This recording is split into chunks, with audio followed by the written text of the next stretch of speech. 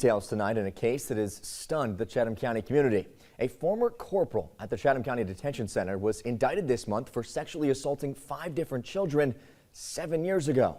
We have now learned why he was fired from the sheriff's office, and we're even hearing from one of those survivors tonight. Our Madeline Bierster joins us live in studio with the very latest on what we know about this man and his history. Madeline, you also sat down with one of those survivors today. Yeah, Tyler, very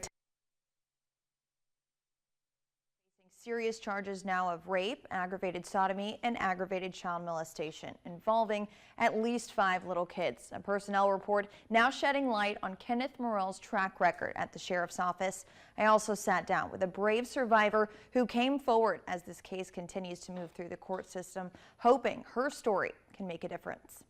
Former Chatham County Corporal Kenneth Morell is accused of committing several crimes involving young victims between 2004 and 2010. This was in Savannah or Port Wentworth.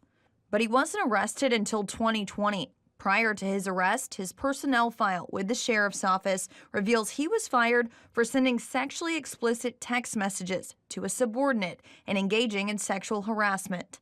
That letter is dated June 5th, 2020. The two were sending photos back and forth on Instagram. He was also sending her money through Cash App. I also sat down with one of those 5 young children who were listed in the indictment. She's now an adult with her own family. She says that one of Morell's family members was her babysitter and that he would be at the home around many little girls while the woman watched her and others. She just saw him in court in January, where he still got to walk out of that courtroom. When he got up, we locked eyes, and again, that was the first time that I had even seen him in so long. And when he locked his eyes, he smirked. He didn't have all her ducks in a row. She was missing a witness, so they allowed him to walk out, which seems so wrong.